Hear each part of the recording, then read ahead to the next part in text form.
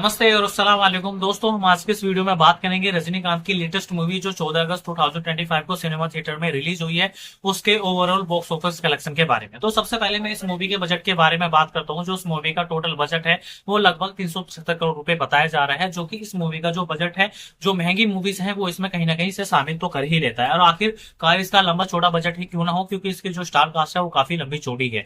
अगर मैं आपको इसकी स्टार कास्ट के बारे में बात करूं तो शायद आप लोगों को पता ही होगा, रजनीकांत के अलावा इसमें जो नागार्जुन है, जिन्होंने इस मूवी में विलन के तौर पर इसमें भूमिका निभाई है साइमन के तौर पर। उसके बाद में इन्होंने उपेंद्र है, सोमेन सोरेन है और आमिर खान का इसमें हालांकि कैमियो बताया जाता है, जो कि आपको इस मूवी में एंड में कैमियो उनका देखने को मिलेगा। उसके बाद में आपको इसमें श्रुति हसन है। तो इतनी लंबी स्टार कास्ट है तो उसका तो बजट कहीं ना कहीं थोड़ा सा ज्यादा इंक्रीज हो ही जाता है। अगर मैं आपको इसकी स्टार कास्ट के इसकी फीस के बारे में बताऊंगा तो अकेले ही रजनीकांत ने इस मूवी के लिए कम से कम 150 करोड़ रुपए की फीस ली है, जो कि काफी बहुत ज्यादा है। वो उनका क्योंकि उनका जो अगर आप उस पर ट्रैक रिकॉर्ड देखोगे वो उस मूवी को डिजर्व भी करते हैं। उसके बाद में अगर मैं बात करूं नागार्जुन के, जो कि तेलुगु सुपरस्टार है, उन्होंने इस मूवी के लिए लगभग 30 करोड़ रुपए की उन्होंने फीस चार्ज की है। उसके बाद में अगर मैं बात करूं उपेंद्रा की, अगर मैं बात करूं तो उन्होंने भी 4 करोड़ रुपए की फीस चार्ज की है। और शोभिन सोहेन के बारे में बात करूं तो उन्होंने भी 1 करोड़ रुपए की फीस चार्ज की है। और श्रुति हसन ने भी इस मूवी में 4 करोड़ रुपए की फीस ली है। लेकिन अगर जब आप इस मूवी को देखोगे तो अब इस मूवी में जो पहला गाना आता है मोनिका ओ माय डार्लिंग, उन्होंने इस मूवी में अभी इस गाने के अंदर उनका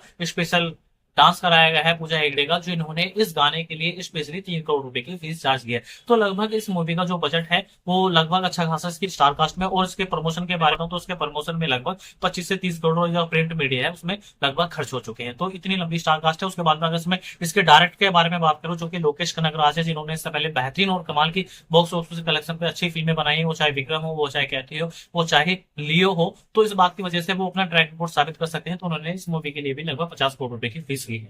अब बात करते हैं इस मूवी के रिलीज से पहले ही इसने लगभग 250 करोड़ रुपए की कमाई कर ली थी। मैं बात करता हूँ इस मूवी के, अगर मैं इस मूवी के अगर सैटेलाइट्स के बारे में बात करूँ तो इस मूवी ने वो डिजिटल राइट्स के बारे में बात करूँ तो उसने 130 करोड़ रुपए की कमाई की। सैटेलाइट्स के बारे में बात करूँ तो उसने सैटेलाइट्स राइट्स जो है वो 90 करोड़ रुपए से कमाई कर ली।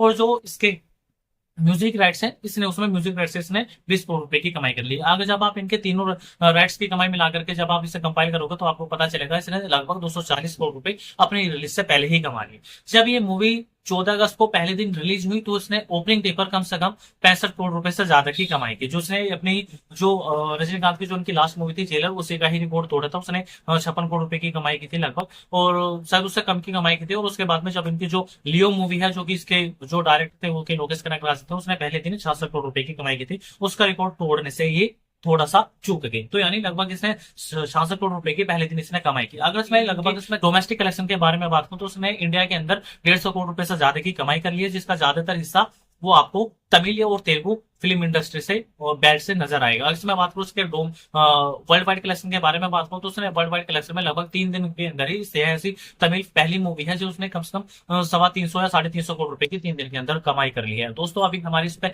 नजर बनी हुई है, लेकिन इसकी जिस तरह से ऑडियंस को इस मूवी से उम्मीद थी, रजनीकांत के वन मैन शो से इस तरह की उम्मीद थी, लोकेश कनगराज के डायरेक्टर से, उनके वीएफएक्स से, उनके प्रेजेंटेशन से, उनकी स्टोरी लाइन से उस तरह से ऑडियंस हुक नहीं हो पाई है, क्योंकि उन्हें कहीं ना कहीं इस बात को लेकर के उम्मीद थी कि इस मूवी में कहीं ना कहीं कुछ नयापन देखने के लिए मिलेगा। लेकिन जो एक्सपेक्टेशन थी वो मूवी ऑडियंस के एक्सपेक्टेशन को मीट नहीं कर पाई। खैर कोई बात नहीं, अगर आप लोगों ने ये मूवी देखी है तो आप लोग ये मूवी हमें कमेंट बॉक्स में आप हमें जरूर बताइए कि आप लोगों को ये मूवी कैसी लगी। अगर आप मुझसे पूछोगे तो मुझे तो ये मूवी मिक्स्ड एवरेज ही लगी। आप लोगों को क्या लगता है आप हमें कमेंट बॉक्स में जरूर बताइए। और आपने हमारे चैनल को सब्सक्राइब नहीं किया तो प्लीज हमारे चैनल को सब्सक्राइब करना मत भूलिए। धन्यवाद।